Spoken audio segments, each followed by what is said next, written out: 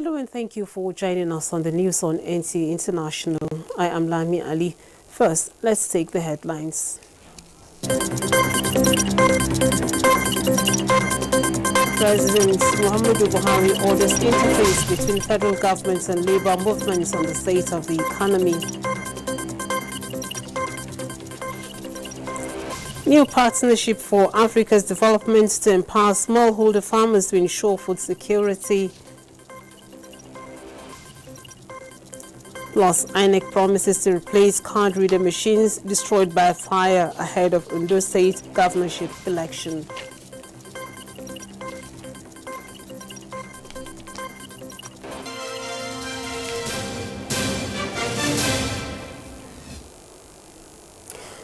President Muhammadu Buhari has directed the Minister of Labour and Employment, Dr. Chris Ngige, to meet with the organized labour to hear their grievances on the state of the economy and its impact on the nation's populace. The minister announced this to State House correspondents after an audience with the president on the labour situation in the country and state of affairs in his ministry. In the country. So, Mr. President, I've been briefed and he's in tune and given the support for us to talk to everybody that needs to be talked to. So the invitation is going out to them this afternoon. The Nigerian Labour Congress, the Trade Union Congress, and their affiliates, supporters and friends in the CSO, civil society. So the meeting is scheduled for tomorrow. The meeting is hoped that government finances, challenges, and everything will be laid bare on the table. Their own fears and what they think is also good for the Nigerian people, especially the workers, they will also table it so that we look at it. And the Joint Health Sector Workers Union is to present the outcome of the conciliatory meeting to its members for consultation and get back to government by Saturday, the 12th of September. This resolution was reached in Abuja after hours of meeting. Both parties resolved that the Ministry of Health implements some of the grey areas identified, while the Office of the Accountant General is to consider the names of those not captured for the COVID-19 hazard allowances in order to be factored in the June payments, as well as those who suffered from salary shortfall.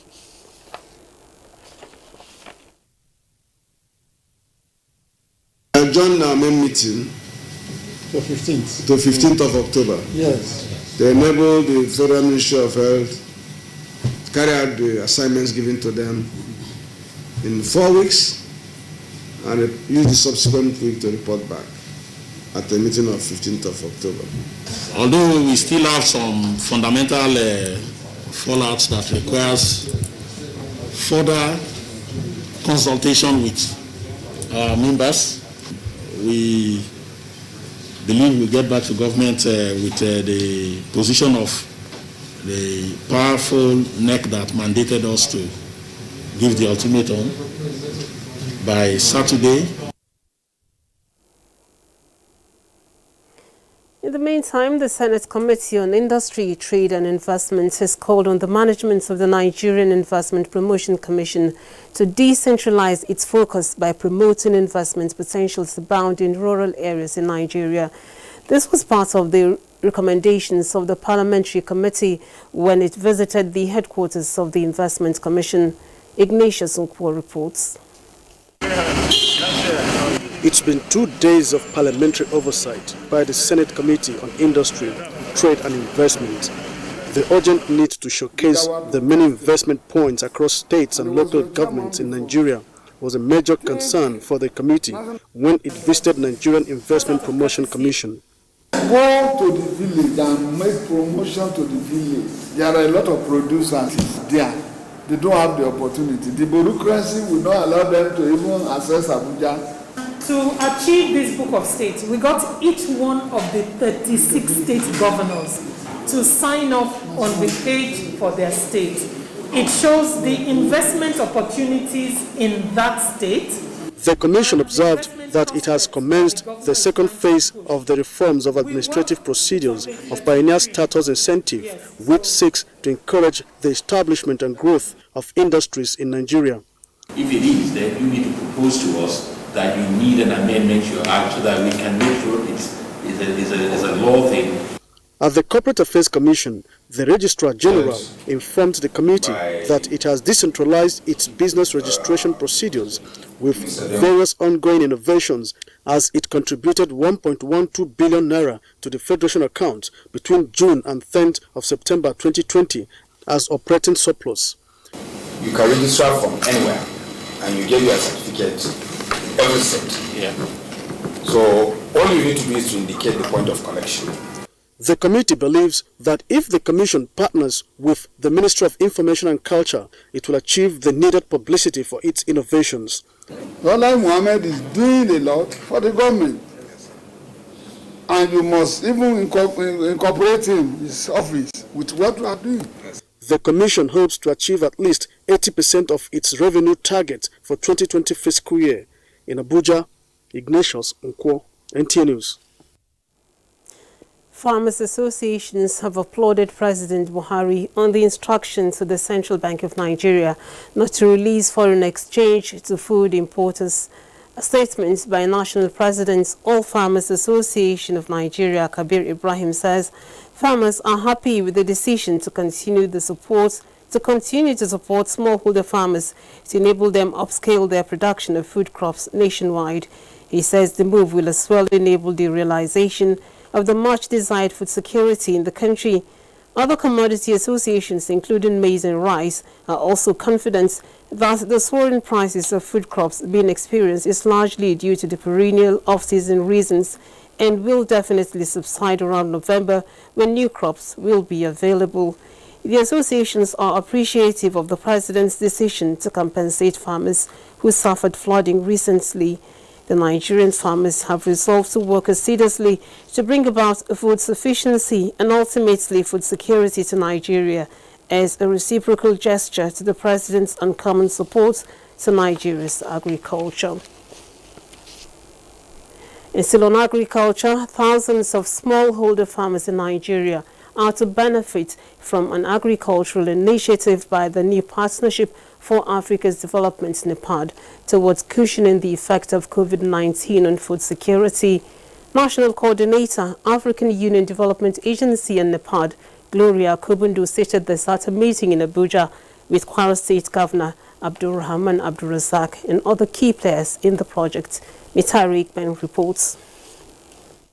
Challenges of smallholder farmers in Nigeria, which range from inadequate farming inputs to lack of capital to increase agricultural productivity and income, were compounded by the COVID-19 pandemic. The choice of Kwara State Governor Abdulrahman Abdulrazak as Chairman, National Steering Committee on Strengthening Smallholder Farmers in Nigeria, an initiative of the African Union Development Agency, necessitated this meeting with key players to fine-tune implementation strategies. Over 90% of the farmers in Nigeria are smallholders, and that is the target.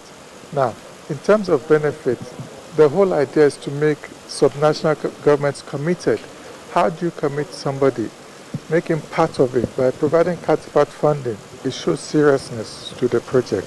They need the enabling environment, they need the land reclamation, they need the startup pack, they need seedlings, they need to be trained, they need to be monitored, and they also need to be provided with drying pods, storage, and then, if possible, train them on the processing, preservation, packaging, and then the market, which is export. The National Steering Committee for the African Union Initiative to Boost Agricultural Productivity and Food Security in Nigeria has representatives from 2 states in each geopolitical zone, as well as the Central Bank of Nigeria and Bank of Agriculture as development partners. In Abuja, Mitaire Ikben, NTA News. Ministry of Transportation has constituted a committee to draw up guidelines for the disbursements of the 10 billion naira federal government palliative fund for road transport operators and workers.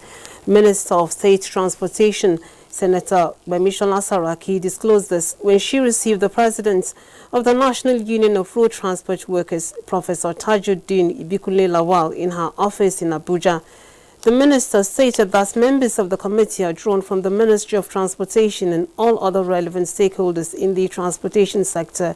She urged the unions to interface towards having one recognized body that the ministry can deal with so that the funds can be disbursed as soon as possible. Now to health matters. World Health Organization and Africa Center for Disease Control launch COVID-19 Laboratories Network as United Nations urges countries to source $15 billion to fund the accelerator program. Let's join Uche Gochuku on the global COVID-19 update. The World Health Organization and the African Center for Disease Control have launched a new laboratory network that will reinforce the genome sequencing of coronavirus in Africa. The initiative seeks to study the possible mutations of the virus in order to prepare better responses in public health. The African continent now has 1,337,676 confirmed cases of COVID-19 and 32,196 fatalities. Nigeria in the last 24 hours recorded 5 deaths and 197 new cases, bringing the country's total positive cases to 55,829 and 1,075 deaths. Elsewhere, the UN Secretary General Antonio Guterres has appealed to countries to source $15 billion in the next 3 months to fund the ACT Accelerator Program, which is a WHO-led global collaboration to hunt for a COVID-19 vaccine and treatments. New estimates in the UK show coronavirus infections have increased in recent weeks. The government's latest reproduction number is between 1 and 1.2, and a study of thousands of people in England found cases doubling every 7 to 8 days, with a marked rise in the north and among young people. India has reported another record daily jump of 96,551 coronavirus cases, which is also the highest global daily increase, taking its caseload to 4.5 million. Similarly, Greece, France, and Palestine also reported a record number of daily coronavirus cases. The global tally on Worldometer coronavirus dashboard as at 6 p.m. Nigerian time is 28,417,458, while 915,164 lost their lives to the disease. That's it from here. I am Uche Gochuku.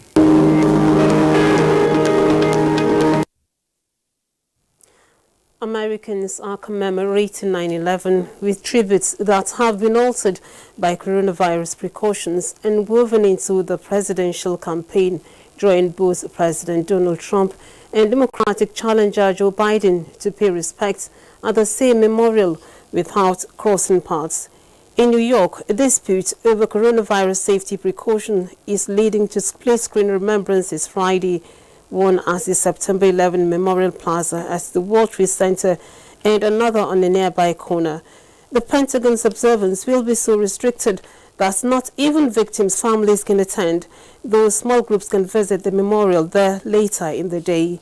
September 11, 2001 was the day when the Twin Towers of the World Trade Center were destroyed following the activities of terrorists who hijacked 2 commercial airlines. You're watching the news on NTA International. Time to take a short break now. We will be back with more reports. When you get Showmax, you get instant access to full seasons of award-winning series and blockbuster movies. It's amazing. You get shows you won't find anywhere else, like Showmax Originals. You get awesome kids shows. Freaking awesome. Amazing dockies. You literally cannot make this up. And now, you also get world-class sport from Super Sport. Everything's under control. All ready and waiting for you to watch online on your smartphone, tablet, desktop, or smart TV, wherever and whenever you like. Whoa. So what are you waiting for? Go to showmax.com to sign up. From football seasons to binge-worthy seasons, you'll get it all on Showmax. One platform, endless entertainment. Thank you for joining us again. Preparatory to efficient adjudication on electoral issues that may arise from the Edo and Ondo governorship elections, the judiciary is set to reinstill public confidence and uphold the rule of law. Justices and judges from across the country converged in Abuja for a one-day workshop organized by the Court of Appeal. President of the court, Justice Monica Dongban-Memsem, asked the judicial officers to live up to their oath of office and dispense justice according to law. Judiciary correspondent Vera Choba has more. This workshop is premised on the fact that an effective judiciary safeguards the democratic process and enforces the rule of law. Therefore, a lucid understanding of the provisions of the law with respect to electoral matters will aid in obviating the technicalities that constitute the bane of justice. The workshop is to further broaden institutional knowledge base, competence and capacity of judicial officers to adjudicate on electoral matters likely to arise from Edo and Ondo governorship elections. President, Court of Appeal, Justice Monica Dongban-Memsem, appealed to judges to apply the law without fear or favor in their adjudication. She asked them not to be discouraged for lack of proper appreciation of their work. Ours is to look dispassionately at the facts placed before us and to decide in accordance with the law what we see and declare what we see as it is. Justice of the Supreme Court, John Inyang Okoro, reminded them that election petition tribunals are set up to ensure that people do not take the law into their hands. He asked them not to manufacture their own laws, but to strictly apply the provisions of the law. Beware of politicians, lawyers who will come and dance around you. Don't allow them to dance around you. They are not for your good. They are seeking their own good. President, National Industrial Court, Justice Benedict Kaipe, implored the judges to put in their best. The workshop is part of efforts by the judiciary to ensure effective dispensation of justice to all persons. In Abuja, Viera Chumuba, NTA News. Meanwhile, the Independent National Electoral Commission says it will embark on massive mop-up to ensure prompt reconfiguration for the October 10th governorship elections in Ondo State. INEC National Commissioner in charge of Information and Voter Education, Festus Okoye, gave the update on last night's fire incidents at the Ondo State INEC office in Akure. Olajide Bello has details. The inferno, which lasted for about 2 hours, took the combined efforts of the Federal Fire Service from the airport in Akure and Ilesha Command due to the inability of the Ondo State Fire Service. In the early hours of Friday, 11, the fire had been totally put out with remnants of Tokad warriors approaching the landscape. The INEC office. It's alarming. I got in there, to my dismay, the only thing I saw was people filming and sending this on social media. There was just a little firefighter truck there, which was far below containing what was, what it entails. On its part, INEC says the Ondo State governorship elections will still hold. What we intend to do, based on some of these challenges we have, is to mop up smart card readers from the other contiguous states in order to make up for the total number that we have lost. So if we just take smart card readers from 2 of the states that do not have any form of election during this particular period, we are going to recover. Preliminary investigations by the police to prevent future occurrence have commenced. In Akure, Olajide Bello, NTA News. And as a way of ensuring proper coordination of security arrangements towards a hitch-free election in the forthcoming governorship election in Edo State, the Inspector General of Police, Mohammed Adamu, has deployed police chiefs to supervise the general security arrangements for the election. Deputy Inspector General of Police Adele Olushola Oyabadi will be assisted by other security chiefs. Oyabadi will superintend over the entire security architecture and ensure effective monitoring of the election and due enforcement of all electoral laws in the state. Meanwhile, the Inspector General of Police has barred security aides attached to VIPs and political appointees from accompanying their principals on the election day. The IGP warns that anyone who flouts this order will be severely reprimanded. Over 70% of schools earlier occupied by the Nigerian army as military base for counterinsurgency operations in the northeast have been handed over to the civil authority. The acting general officer commanding 7th Division Nigerian Army, Brigadier General Abdul Khalifa, announced this as the interactive session with members of Education in Emergency Working Group in Maiduguri, Borno State. Defense correspondent Ismail Musa has the details. Education is often described as a tool for socioeconomic development, yet this agent of change and transformation is the major target for the activities of terrorists that have ravaged the Northeast for over a decade. The Safe School Declaration is a global intergovernmental political commitment that provides countries like Nigeria opportunity to express support for protecting students, teachers and schools from attack during armed conflicts. Members of the Education in Emergency Working Group are at the headquarters 7th Division Nigerian Army in Maiduguri to seek ways to further mainstream the implementation of the declaration in the various theater of operations under the division to further secure schools. We are very passionate about making sure that our education is not under attack. And this is actually coming from the Safe School Declaration that was signed by the President. The document, the Army notes, is in line with its existing rules of engagement, civil-military relations practice, and the rule of law it seeks to promote during operations. This conflict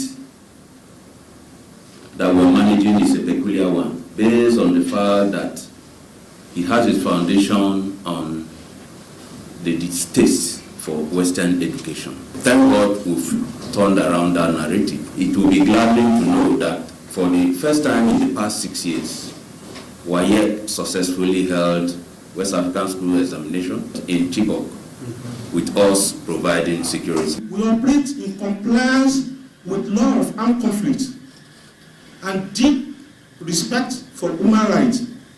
And the SND is entirely on human rights. Nigeria is among the first group of 37 countries that have endorsed the United Nations Charter on Safe School Declaration, a document that has been domesticated, particularly in northeast Nigeria, an area ravaged by insurgency for over a decade. From the headquarters 7th Division Nigerian Army in Maiduguri, Borno State, Ismail Musa, NTA News. In sports news now, English Premier League clubs set for battle for the 2020-2021 season as NTA concludes plans to transmit Fulham versus Arsenal match live on Saturday. Bode Adele has details on our sports update.